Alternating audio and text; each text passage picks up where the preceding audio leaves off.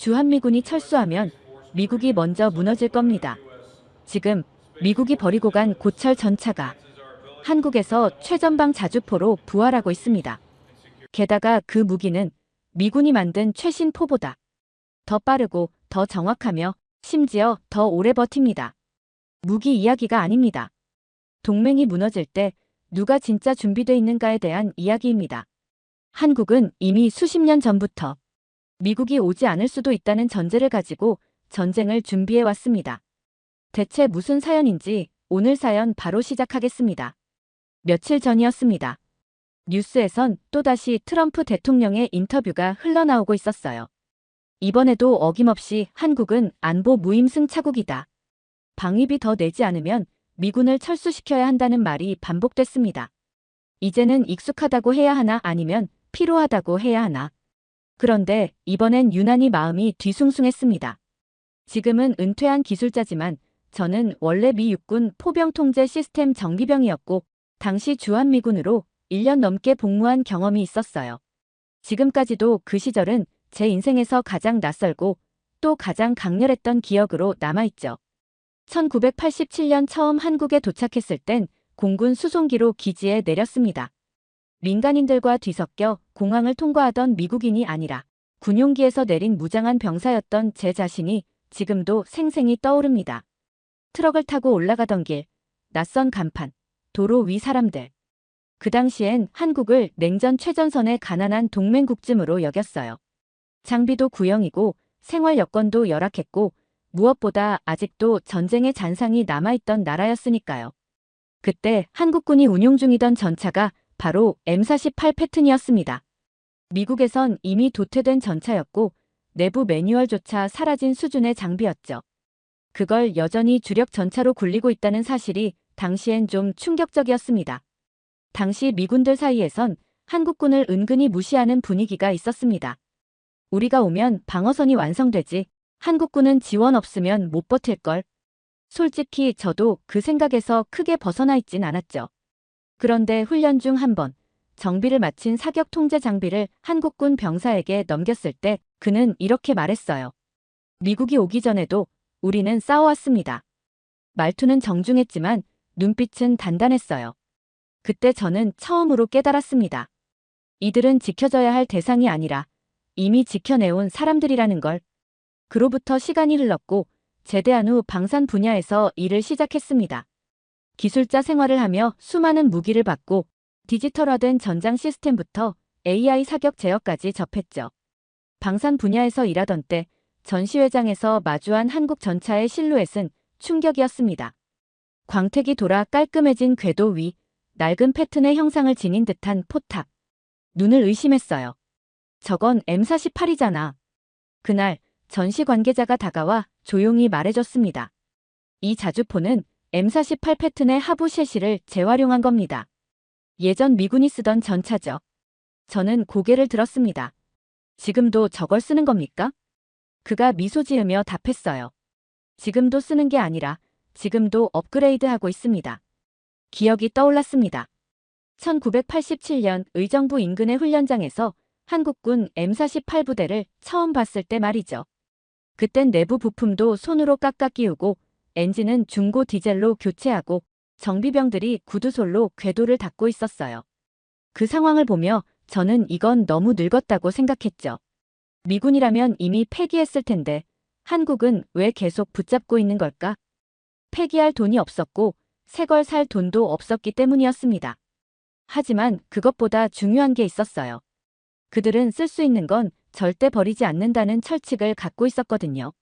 1990년대 미국이 M60 계열 전차까지 퇴역시키며 고철로 넘기던 시절 한국은 M48을 버리기는커녕 재탄생의 수단으로 삼기 시작합니다. 그 시점에 등장한 것이 바로 K55 자주포였어요. 1985년 한국은 미국의 M109 자주포를 기술 도입해 면허 생산에 들어갑니다. 그런데 놀라운 건 이 자주포의 하부 셰시를 M109처럼 새로 설계한 게 아니라 미국이 물려준 M48 셰시를 변형해서 그대로 활용했다는 점입니다. 즉, 포탑은 최신 사격 통제 시스템을 탑재하면서도 하부는 재활용된 고철 전차를 쓴 셈이죠. 그 시절 미국 방산 전문가들 사이에선 한국은 장비 업그레이드가 아니라 재활용 업사이클을 하는군이란 농담도 돌았습니다. 하지만 그건 비웃음이 아니라 어느 정도 존경이 섞인 표현이었습니다. 기술적으로 보면 M48은 전차이기 때문에 포병 플랫폼으로 활용하기엔 무게, 분산과 진동 흡수 면에서 비효율적입니다. 하지만 한국은 그런 구조적 문제를 완전히 다른 방식으로 접근했어요. 프레임을 보강하고 현가 장치를 손보고 하부 트랜스미션 일부를 현대 기술로 교체했죠.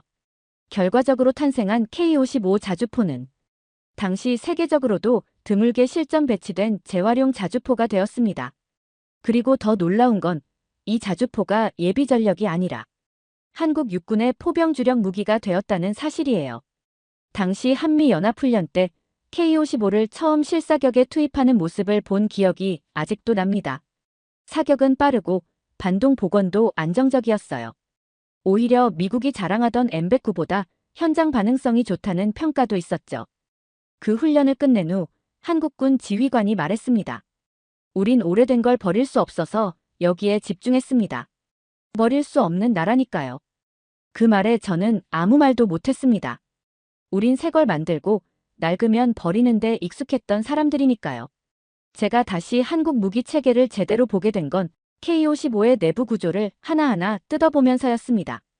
표면적으로는 미국의 M109 자주포의 카피 같았지만 자세히 보면 이건 분명히 한국식 재해석이었어요. M109는 미국이 1960년대부터 실전 배치한 105mm 자주포 시리즈입니다. 최초엔 M109A1, 이후 AEAU까지 업그레이드되었죠.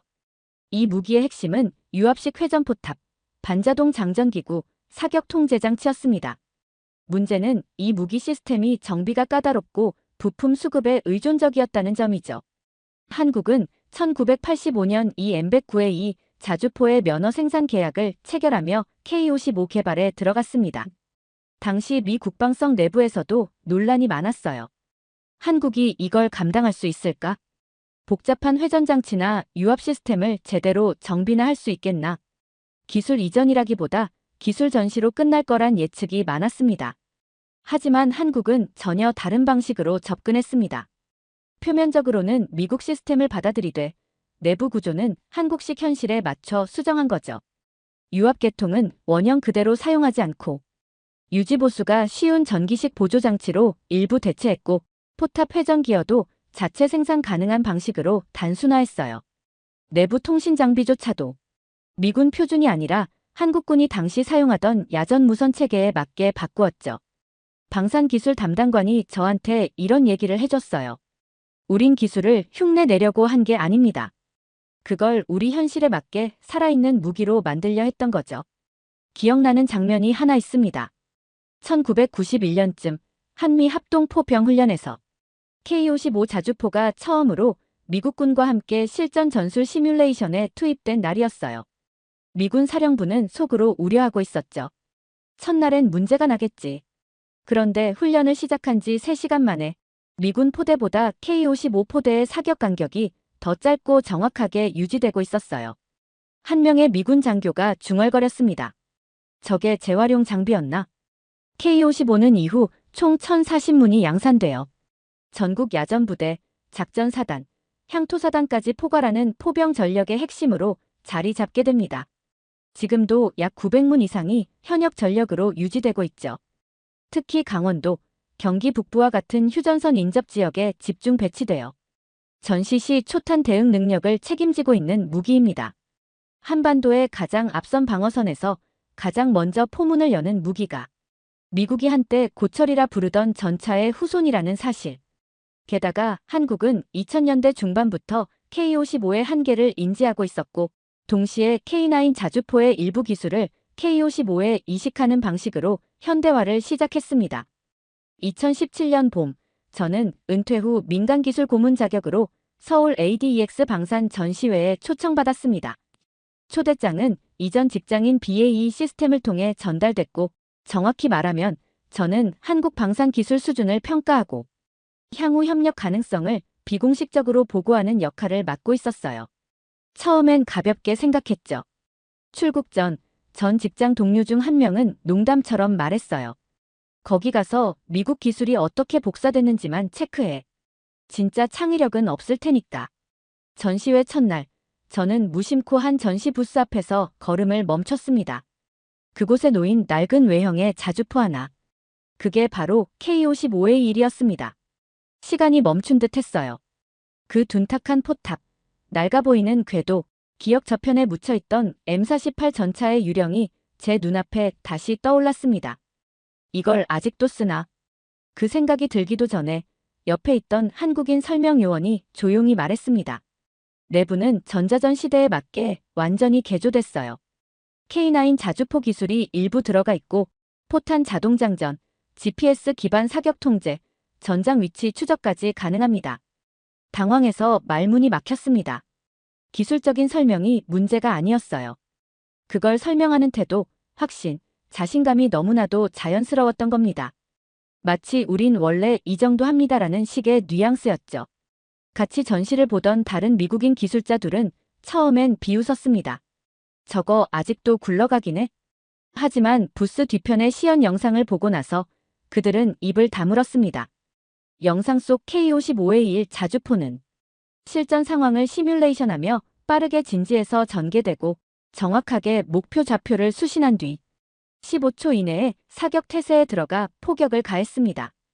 이어지는 전술 기동, 재장전, 재사격까지 모든 게 미군 수준의 전술 시간표와 거의 동일하거나 더 빠르게 수행되고 있었습니다.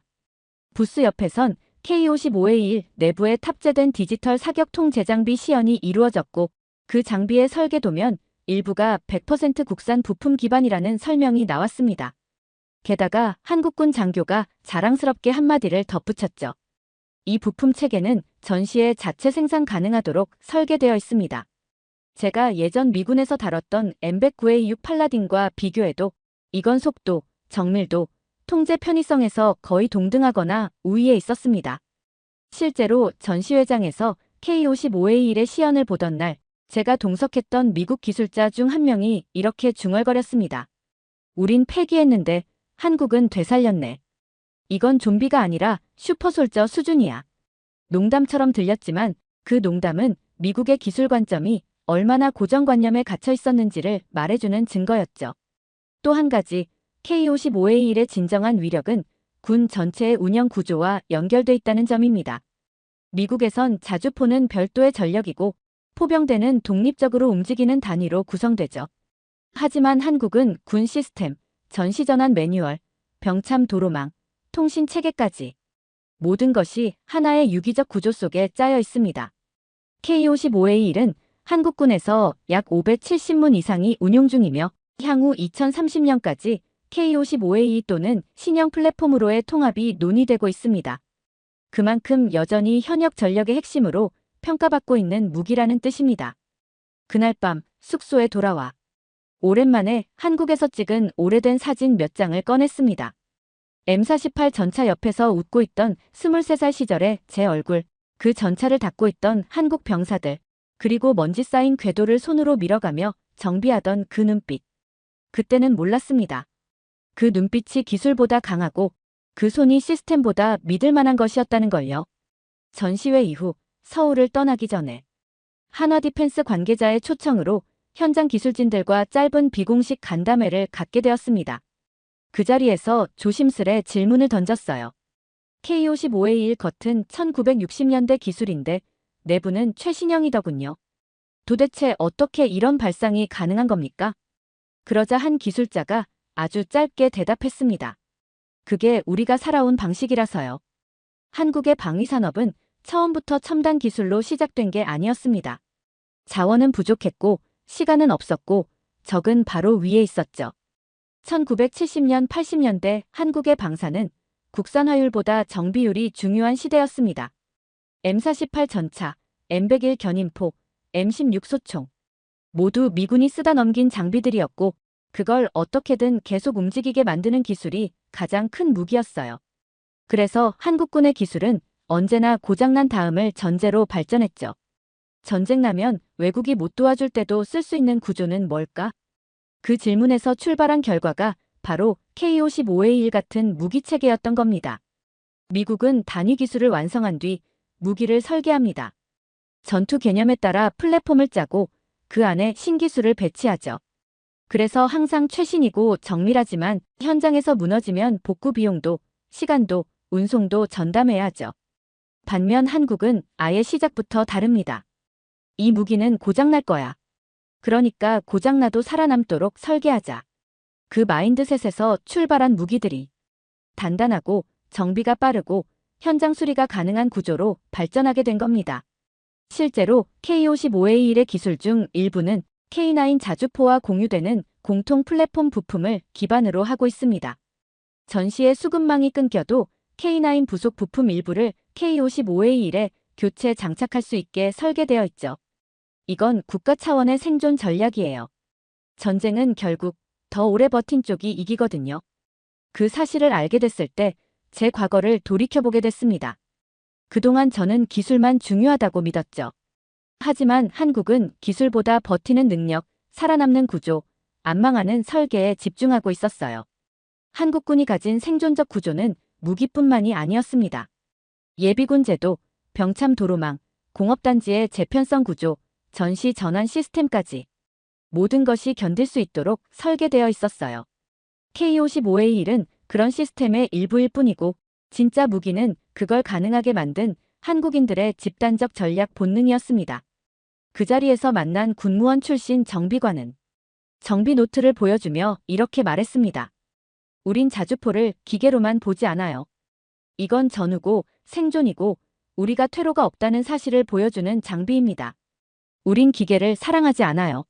하지만 이 사람들은 기계 안에 사람을 담는 법을 알고 있었던 거죠. 미국은 전쟁에서 항상 초반에 강했습니다. 공중우세, 해상제압, 대규모 화력. 하지만 끝까지 이긴 전쟁은 그리 많지 않죠. 반면 한국은 전쟁을 잘하는 나라는 아니었을지 모르지만 끝까지 버티는 나라, 절대 무너지지 않는 나라였어요.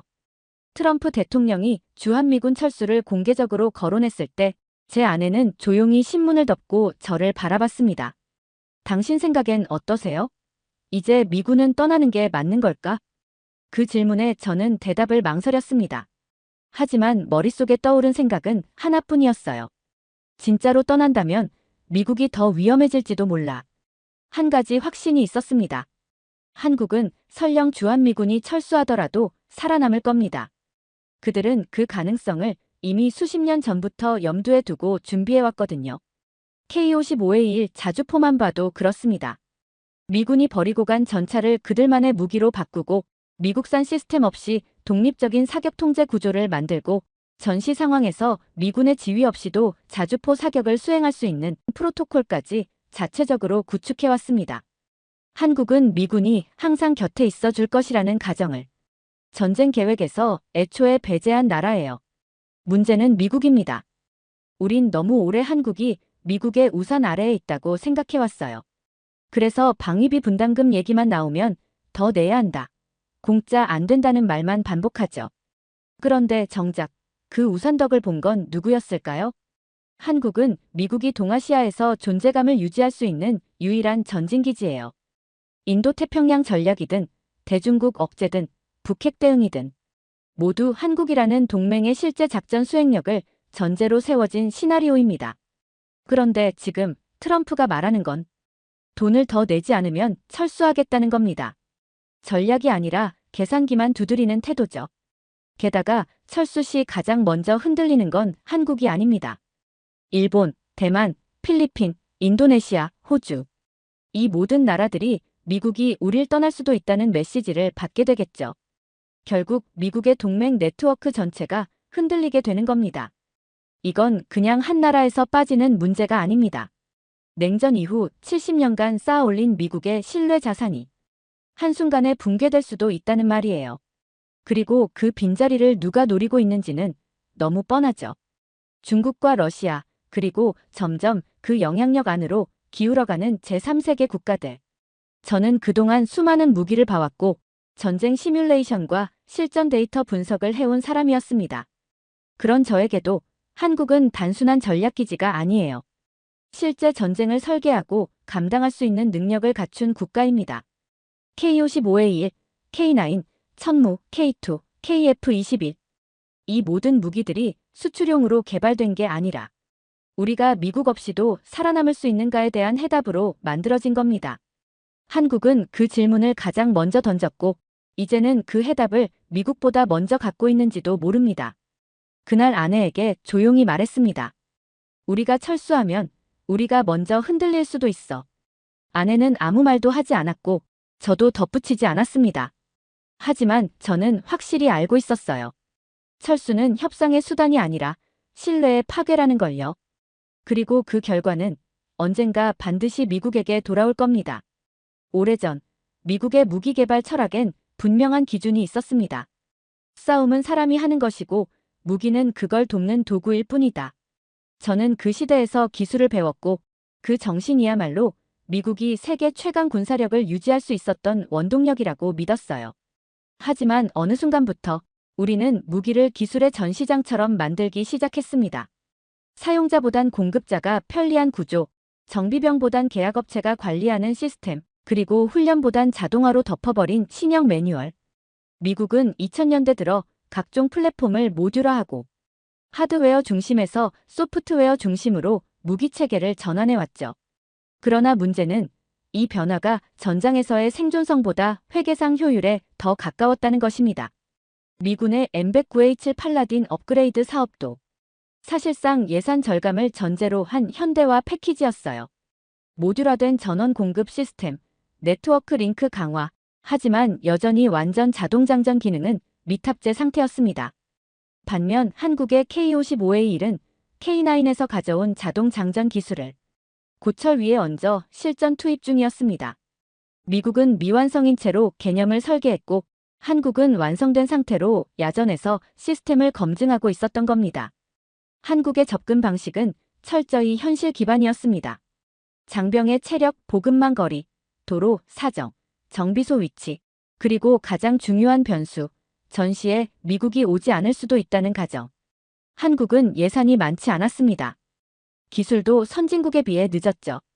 하지만 그 부족함을 채운 건 어떻게든 버티겠다는 집단적 본능이었습니다. 그게 바로 미국이 이제는 잊어버린 무기 철학의 원형이었어요. 과거 미군은 병사 한 명이 고장난 M109포를 수리할 수 있어야 했습니다. 하지만 지금은 계약업체가 파견돼야 부품 하나 교체할 수 있는 구조로 바뀌었죠. 그 반면 한국군은 지금도 야전부대에서 중대 정비병이 직접 회로를 갈고 용접을 하고 훈련장 바닥에 엎드려 배터리를 교체합니다. 그게 가능한 이유는 정비병에게 맞춰진 설계가 되어 있기 때문입니다. 트럼프의 철수로는 그저 한 정치인의 주장일지 모릅니다. 하지만 그 발언은 미국이 무엇을 중시하고 무엇을 잃었는지를 보여주는 상징 같았어요. 우린 지금 계약서와 예산서로 가득 찬 작전계획서를 만들고 있지만 그 안에 사람은 점점 사라지고 있습니다. 1987년 한국 땅을 처음 밟았을 때 제 군복 어깨에는 지켜주는 나라의 군인이라는 자부심이 얹혀 있었습니다. 한국은 냉전의 최전선이었고 미군은 그들을 지키는 세계 경찰이자 동맹의 수호자였죠. 훈련 때마다 한국군은 우리가 먼저 도착한 후 움직였고 작전 브리핑은 미군 주도 아래 진행됐습니다. 당시 동기 중 하나는 농담처럼 말했어요. 우리가 빠지면 이 나라는 일주일도 못 버틸걸. 저도 고개를 끄덕였던 기억이 있습니다. 하지만 지금 저는 그 말을 입 밖에 낼 수도 없습니다. 한국은 이미 지켜지길 바라지 않고 오히려 스스로 지킬 준비를 마친 나라였어요. 게다가 그 준비는 무기만으로 이루어진 게 아니었습니다. 병력, 조직, 도로망, 전시동원 계획, 예비군 체계. 과거 주한미군 시절 한국군은 구형 무기에 의존했고 무선통신은 간헐적으로 끊겼고 장비 정비는 부품 부족이라는 말로 지연되기 일쑤였어요. 그런데 지금은 어떨까요? 자주포만 봐도 한국은 K55A1, K9, 천무까지 독자 체계를 확립했고 예비 탄약 저장소, GPS 기반 화력 통제, 실시간 표적 지정 네트워크까지 미군과 연동 없이도 작전 수행이 가능할 수준에 이르렀습니다. 과거라면 지켜줘야 할 나라였을지 모르지만 지금은 그 표현이 어울리지 않습니다. 이제는 지켜야 할 동맹으로 바뀌었어요. 저는 이 점에서 한국과 유럽 동맹국들의 차이를 자주 떠올립니다. 독일, 프랑스, 이탈리아. 기술력과 장비는 출중하지만 전시작전 수행 능력에선 한국만큼 자립적인 국가는 찾기 힘듭니다. 며칠 전 제가 미국의 한 보수 언론에서 주한미군 철수론을 옹호하는 칼럼을 읽었을 때 그 글쓴이는 이렇게 말했죠. 우린 오랫동안 한국을 지켜줬고 이제 그만큼의 보상을 요구할 권리가 있다. 제가 현역일 땐 보지 못했던 것들이 이제 은퇴한 뒤 더 잘 보입니다. 한국은 미국이 기대한 방식으로 성장하진 않았지만 미국이 놓친 부분을 채우며 진화한 나라예요. 전쟁이 나면 미군이 대신 싸워줄 거라는 기대 대신 자기들끼리라도 끝까지 버티겠다는 구조를 만들어버렸고 외형은 우리가 버린 기술이지만 그 안엔 우리가 가질 수 없는 끈기와 전략이 들어가 있었죠. 기술만으로는 설명할 수 없는 나라. 의지와 생존 본능으로 쌓아올린 군사력. 그리고 그걸 함께 써야 하는 동맹이지 더 이상 지켜줘야 할 대상이 아니라는 겁니다. 저는 강의나 세미나에서 한국을 이야기할 때 더 이상 우리가 지켜줘야 할 나라라는 단어를 쓰지 않습니다. 대신 이렇게 말하죠. 한국은 준비된 나라입니다. 그들과 함께할 준비가 안 된 건 오히려 우리일 수 있습니다. 그 말이 끝난 뒤 청중의 표정은 어김없이 바뀝니다. 놀람, 당황, 호기심. 하지만 결국은 존중으로 수렴됩니다. 저는 그걸 볼 때마다 한국이 걸어온 길이 얼마나 놀라운지 다시금 느끼게 됩니다. 은퇴 후의 삶은 조용합니다. 조지아주 외곽, 나무 많은 동네에 정착한 지도 어느덧 5년이 넘었네요. 창밖엔 강아지가 잔디밭을 느릿느릿 걸어다니고 주말이면 이웃들과 정원 손질 이야기를 주고받곤 하죠. 이상하게 마음 한구석에선 한국이라는 이름이 자주 떠오릅니다. 어쩌면 이건 추억이나 향수 때문이 아닐 겁니다. 그 나라가 제 인생에 남긴 잔상, 그리고 제가 그 나라에서 보고 배운 것들이 생각보다 더 깊숙이 스며들어 있었던 거겠죠. 저는 한국을 군사력으로만 기억하지 않습니다. 물론 K-55A1 자주포는 제 사고를 완전히 바꿔놓았고 그 나라의 방산이 얼마나 실전적인지 얼마나 국민적 생존 본능과 연결되어 있는지 직접 봤습니다. 하지만 그 무기의 바탕이 되었던 건 총알과 철강이 아니었어요. 한국은 지금 세계 10위권의 경제대국입니다. 조선, 반도체, 2차 전지, 인공지능, 콘텐츠 산업까지 거의 모든 전략 산업에서 미국의 기술 파트너가 되어가고 있어요. 군사력만 키운 게 아니라 경제와 문화, 과학기술까지 전방위적으로 균형 발전을 이뤄낸 나라입니다. 예전엔 전쟁을 버티기 위해 기술을 익혔다면 지금은 평화를 지속하기 위해 체계를 만들고 세계로 나가기 위해 언어와 신뢰를 설계하고 있어요. 이런 나라를 저는 직접 경험했습니다. 주한미군 시절의 군 복무로, 민간 기술자 시절의 전시회 방문으로, 그리고 수많은 회의와 협력의 과정 속에서 저는 한국이라는 나라를 실제로 작동하는 신뢰 체계로 인식하게 되었습니다. 동맹은 종이에 적힌 문장이 아니라 사람과 사람 사이에 쌓인 신뢰의 시간입니다. 저는 한국과의 동맹이 단지 전략의 산물이 아니라 공존의 경험으로 이어지길 바라고 있습니다. 그 나라의 장병들, 기술자들, 정비병들과 마주쳤을 때 그들이 보여준 책임감, 현실 감각, 그리고 무엇보다 우린 결코 무너지지 않는다는 그 표정을 아직도 잊지 못합니다. 세계는 급변하고 있습니다. 국제 질서는 다시 요동치고 있고 과거의 동맹이 새로운 시험대 위에 놓이고 있어요. 그 속에서 저는 미국이 어떤 선택을 하든 한국은 결코 쉽게 흔들릴 나라가 아니라는 것을 확신합니다. 그리고 바라건대 우리가 함께 쌓아온 신뢰가 그 어떤 정세 변화에도 휘둘리지 않기를 진심으로 바랍니다. 두 번째 사연 시작합니다.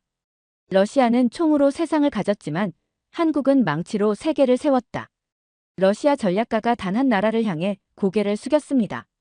그는 냉전의 맨 앞줄에서 서방과 맞서 싸웠고 30년 넘게 모스크바의 안보 전략을 설계했던 사람입니다.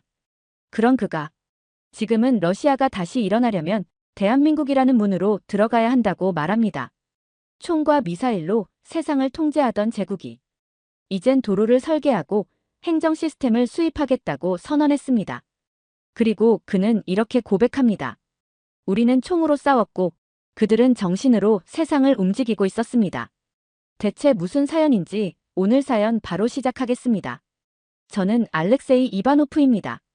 러시아 전략국가안보연구소에서 30년을 근무했고 지금은 국제재건 기획연합의 자문위원으로 일하고 있습니다. 직책이야 바뀌었지만 저는 늘 국가의 운명이란 단어를 입에 달고 살아온 사람이었어요.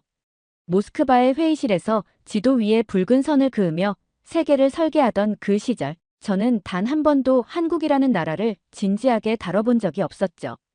작고 가난하고 미국의 군사기지처럼 보이던 그 나라가 훗날 우리 러시아의 운명을 결정짓는 마지막 조각이 될 줄은 꿈에도 몰랐네요. 2022년 2월 24일, 전쟁이 시작되던 날이었어요.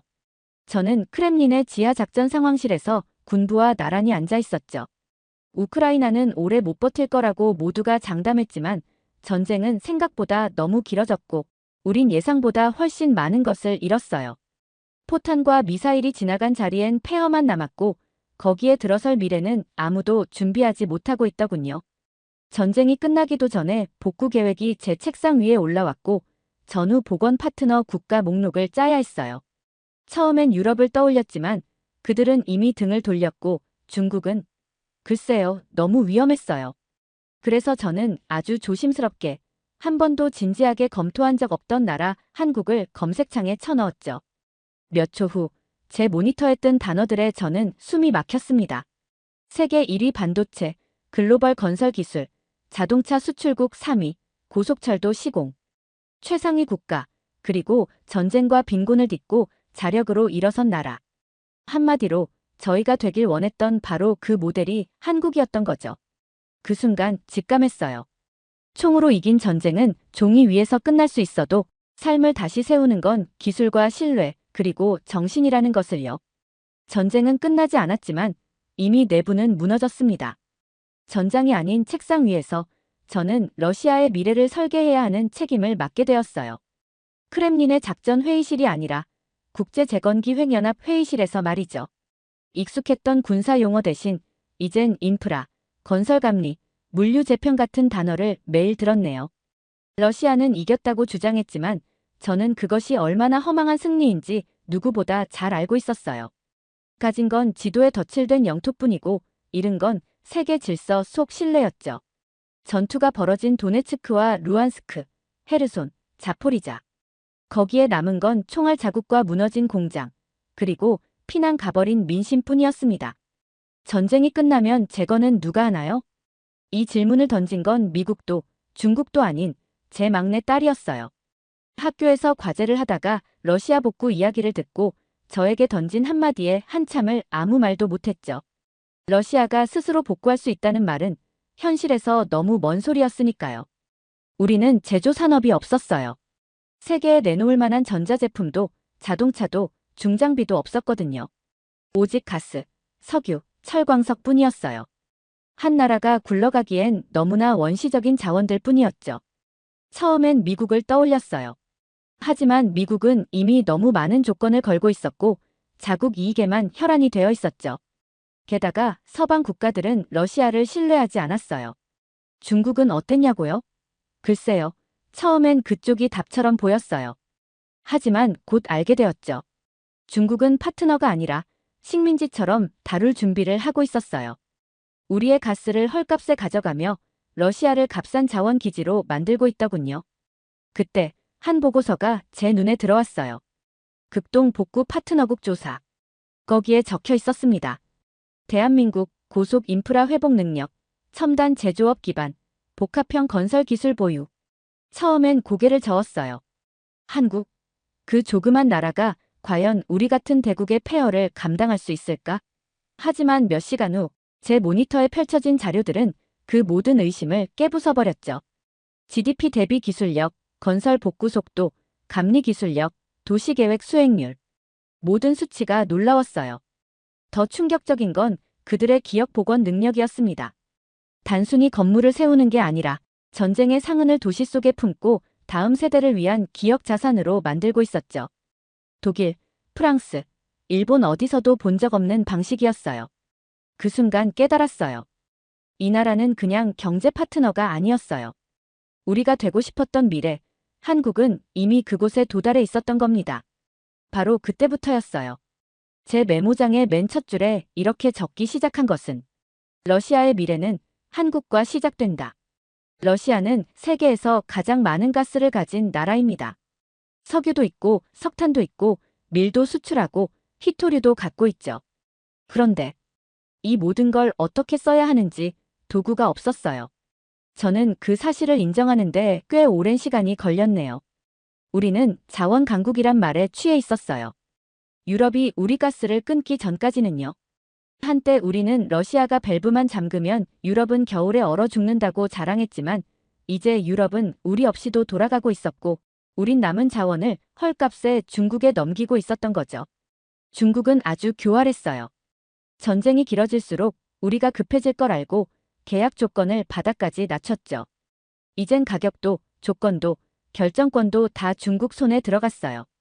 우리가 만든 게 아니라 우리가 당한 것이었어요. 그렇다면 우리 산업은 무엇이었을까요? 생각해봤어요. 러시아산 스마트폰 본 적 있으세요? 반도체? 꿈도 못 꿉니다. 전기차 배터리. 그게 뭐냐고요. 그나마 있는 게 군수산업인데 전쟁이 끝나면 그것도 쓸모가 없거든요. 사실상 우리가 가진 산업은 자원을 파서 남에게 파는 것뿐이었어요. 그런 저희가 전후 복구를 어떻게 해야 할까요? 포탄의 구멍, 뚫린 아파트 단지를 누가 복원할까요?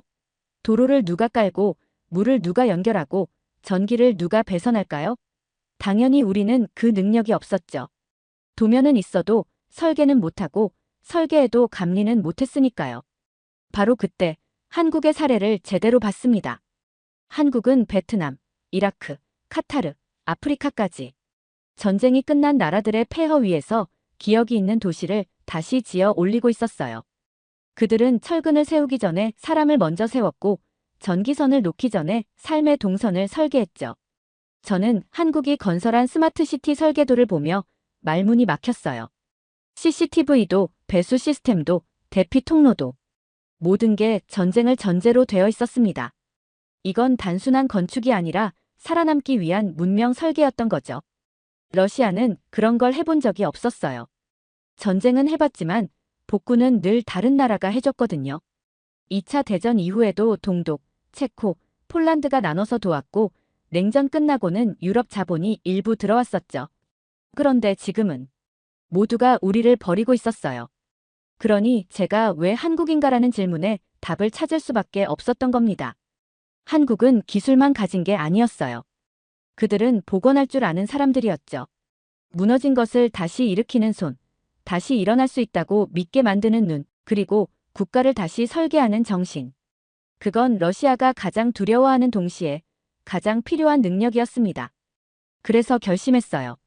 이제부터 제가 해야 할 일은 러시아의 자원 위에 한국의 구조를 얻는 것이었죠.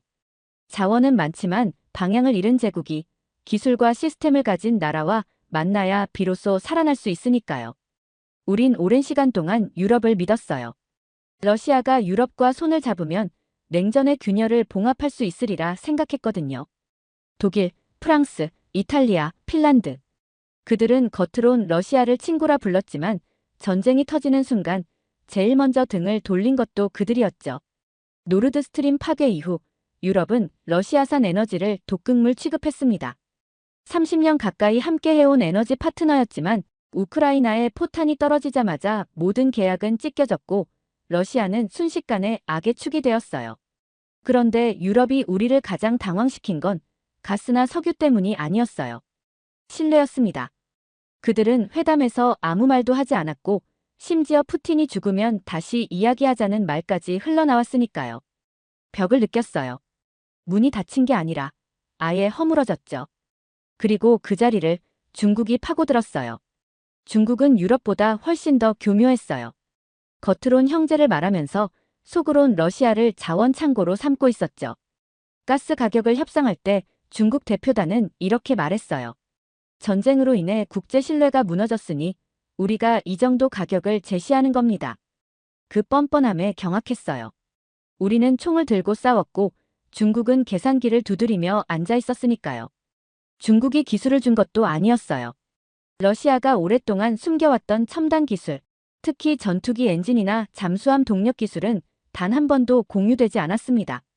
중국은 오히려 우크라이나에서 항공모함을 사서 기술을 역설계했죠. 러시아가 아닌 우크라이나에서요. 그래서 저는 묘한 모욕감을 느꼈어요. 우리는 중국보다 훨씬 먼저 공산주의를 실현했고 그들의 형님 노릇을 해줬는데 지금은 완전히 경제 식민지처럼 취급받고 있었거든요. 무엇보다 무서웠던 건 중국과의 관계가 깊어질수록 우리가 종속 변수로 변해간다는 사실이었어요. 중국의 눈치를 봐야 하고 그들의 수출망에 맞춰야 하고 그들의 의도에 따라 국가 전략을 짜야 했죠. 그게 진짜 독립국일까요? 아니죠. 그건 지도 위에만 존재하는 허상일 뿐이었어요. 그리고 생각했어요. 우리가 믿었던 유럽은 다쳤고 의지하려 했던 중국은 우리를 삼키고 있다면 그럼 이제 누구에게 기대야 하나?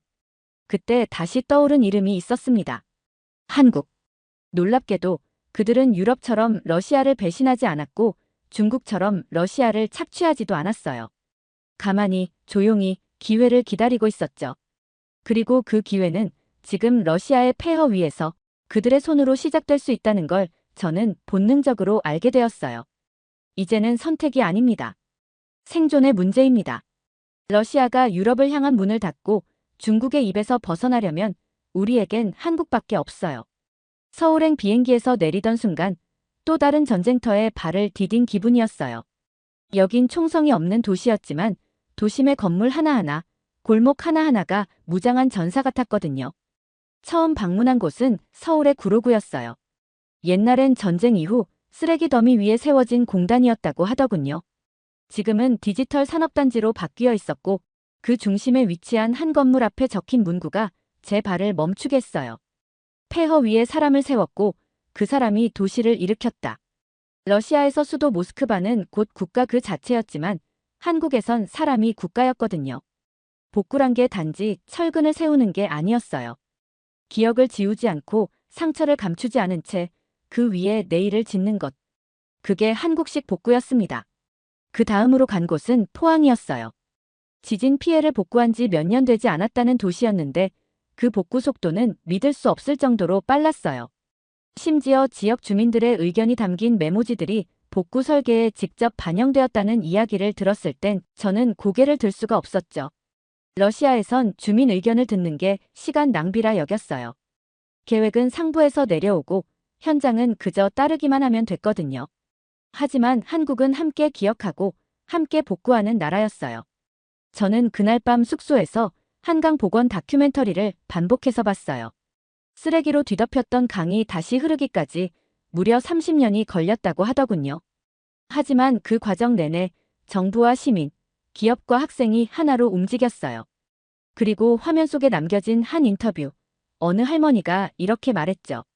그땐 물고기를 본다는 게 기적이었는데요. 지금은 손주랑 자전거를 타요. 그 말을 듣고 저는 전쟁 후 계획서를 다 찢었어요. 그 어떤 전략도, 그 어떤 모델도 그런 말을 품은 나라를 이길 수 없다는 걸 깨달았거든요. 러시아가 복구해야 하는 건 건물이 아니라 무너진 국민의 마음이라는 걸 한국은 이미 알고 있었고 그 방법까지 알고 있었어요. 그때부터 재건 프로젝트라는 단어를 기억 회복 계획으로 바꾸기 시작했어요. 단지 포장을 새로 하는 게 아니라 시간을 치유하는 건설이었죠. 그건 아무 기술만으로 되는 게 아니었어요. 전쟁을 이겨본 나라만이 아니라 전쟁 이후를 버텨본 나라만이 할 수 있는 일이었거든요. 우리는 무너뜨리는 데 익숙했지만 그들은 무너진 곳에서 내일을 지어 올리는 데 익숙했죠. 저는 그날 일기장에 이렇게 적었어요. 한국의 건축은 건물이 아니라 시간이다. 러시아는 세계에서 가장 많은 핵탄두를 가진 나라입니다. 그런 저희가 지금 철근 한 줄, 설계도 한 장이 필요해져 한국을 바라보고 있어요. 참 아이러니하지 않나요? 저는 군사 전략가로서 평생을 억제력이라는 개념 안에 살았어요. 상대를 압도해야 평화를 얻는다는 믿음이었죠. 그런데 한국은 달랐어요. 그들은 전쟁을 원하지 않았지만 누구보다 강하게 준비되어 있었죠. 그리고 더 무서운 건 그들이 싸우지 않고도 이긴 나라였다는 점이었어요. 한국의 기술을 처음 체험한 건 경기도 성남에 있는 방산 전시장에서였어요. K방산이라 불리는 한국형 무기들이 전시된 곳이었죠. 그곳에서 저는 제 무기관 경험 전체를 부정당한 느낌을 받았어요. 155mm 자주포를 보고 있었을 때였어요. 한국군 관계자가 이렇게 설명했죠. 우리는 정확히 어디를 때릴 수 있는지가 아니라 언제 어디서든 동시다발로 얼마나 오래 때릴 수 있는지가 중요합니다. 전통적인 러시아식 대량 포격 전략과 전혀 달랐어요. 이건 기술이 아니라 사고방식의 차이였어요. 기술력만이 아니었어요. 전시장을 나와 시내로 돌아가는 길거리마다 CCTV, 비상벨, 5분 간격으로 움직이는 공공버스, 휴대폰 하나로 민원 신청부터 행정문서까지 처리하는 시스템. 이건 군대보다 무서운 시민 체계였어요. 총 없이도 움직이는 국가, 명령 없이도 행동하는 국민, 그리고 훈련이 아니라 습관이 된 생존 능력이었죠. 저는 전쟁에서 이긴 군인보다 그 전쟁을 준비하지 않고도 버틸 수 있는 민간인을 더 무서워해요. 그리고 한국엔 그런 사람들이 너무 많았어요. 기억나는 장면이 하나 있어요. 서울 종로 근처 커피숍이었어요. 노트북을 놓고 자리를 비운 청년이 30분 뒤에도 아무 문제 없이 자리에 앉더군요. 러시아에서는 상상도 못할 일이었죠. 인터넷 커뮤니티엔 실시간으로 동네 사고나 지하철 고장 정보를 공유하고 있었고, 지자체 앱에선 산불 발생이나 정기 점검 같은 긴급 알림이 수초 만에 전 국민에게 퍼지고 있었어요. 이건 무기가 아니라 국가 그 자체가 무장되어 있는 모습이었죠. 그리고 이 모습은 러시아가 아무리 군사력을 키워도 절대 따라할 수 없는 차원이었어요. 그날 이후 복구 계획서에 적힌 보안시설이라는 항목을 신뢰 기반 시스템으로 바꿨어요. 그건 행정용어 변경이 아니었어요. 러시아가 한국에게 배워야 하는 가장 본질적인 무기, 바로 국민을 믿는 구조를 설계해야 한다는 첫 걸음이었거든요. 한국은 누구보다 빠르게 움직였고, 누구보다 정확하게 복원했고, 누구보다 강하게 대응했어요. 총은 들지 않았지만 그 어떤 전쟁터보다 무서운 무기가 있었죠. 그건 바로 국민 전체가 준비된 병력처럼 살아가는 사회 시스템이었어요.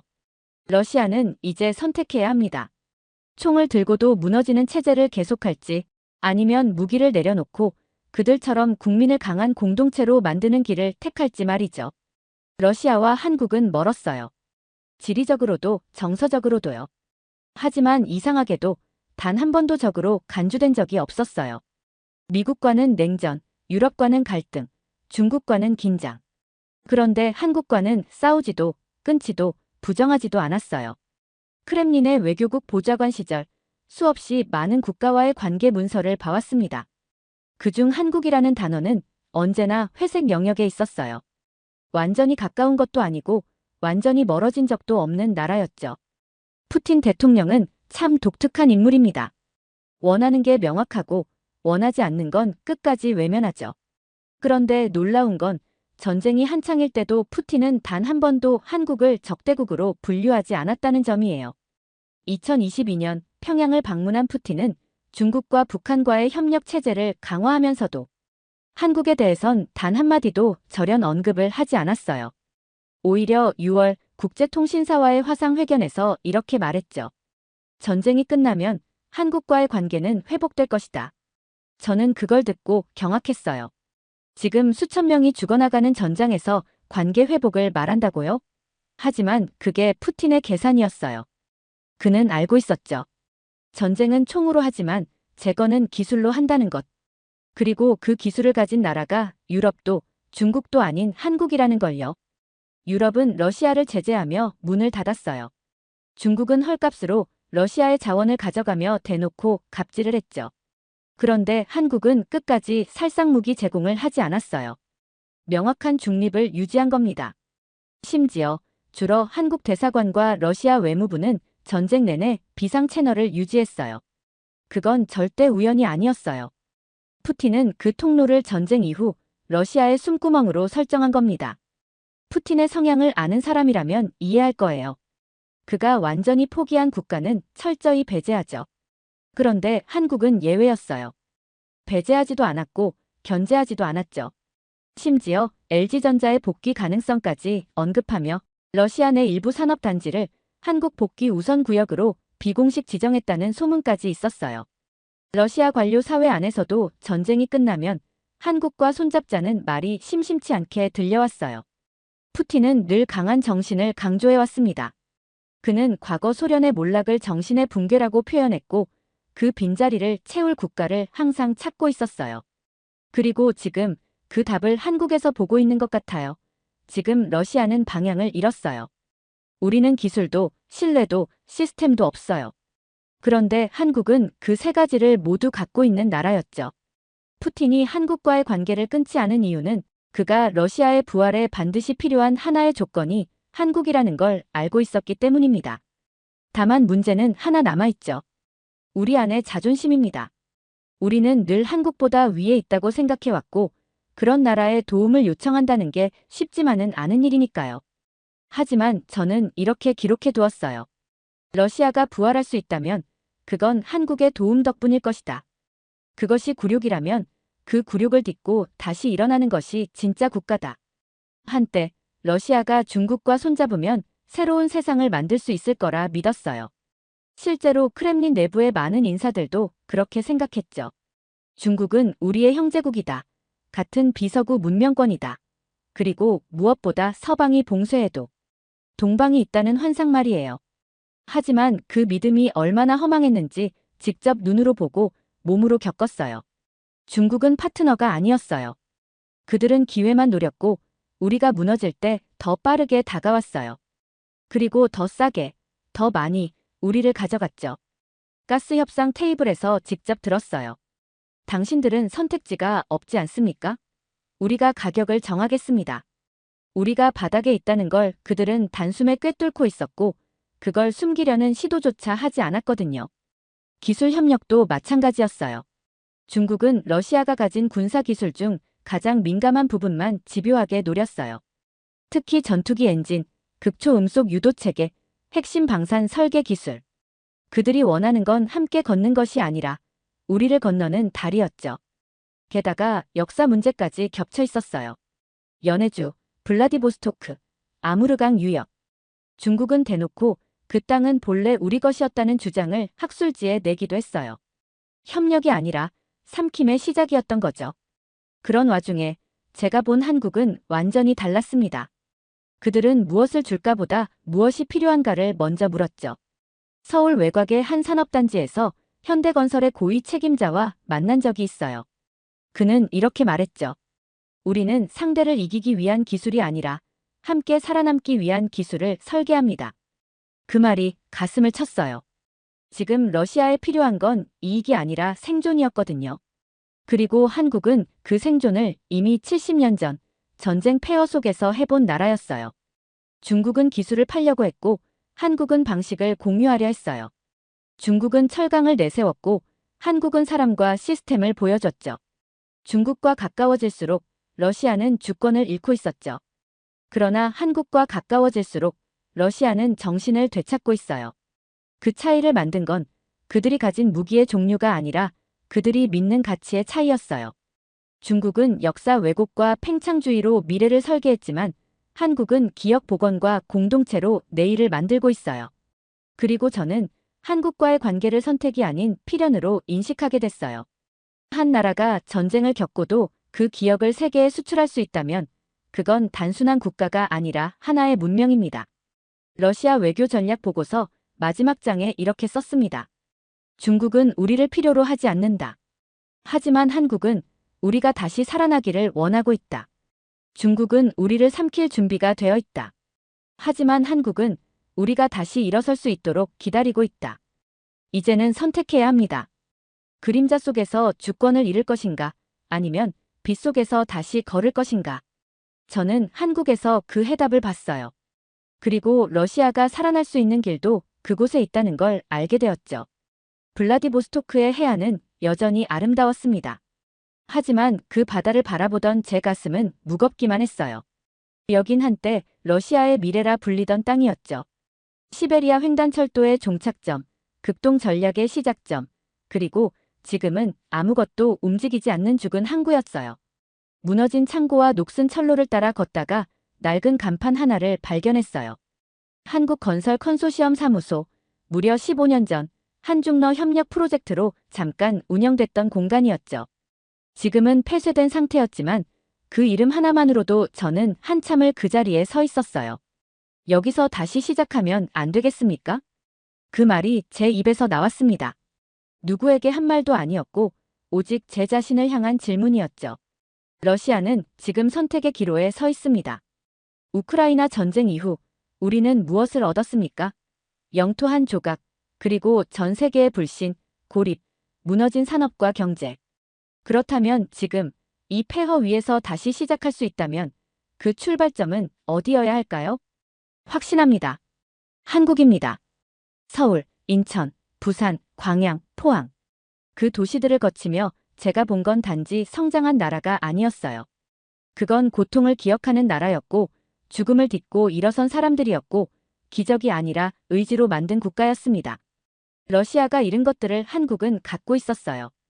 시민을 믿는 행정, 공동체를 중심으로 짜인 시스템, 그리고 무엇보다 다시는 무너지지 않겠다는 각오.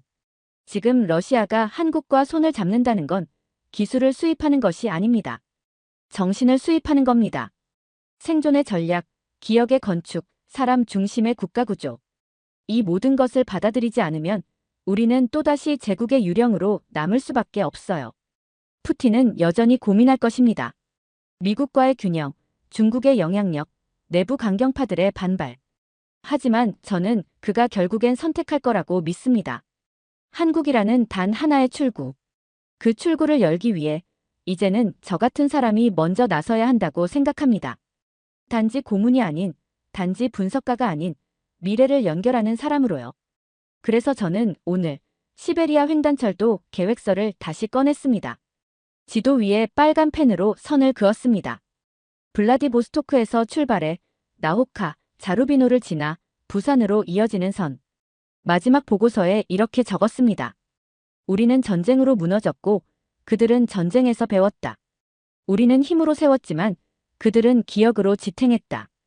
그리고 지금 우리는 그 나라를 통해 다시 일어설 것이다. 한국은 러시아의 끝이 아니라 다시 시작할 수 있는 처음이다.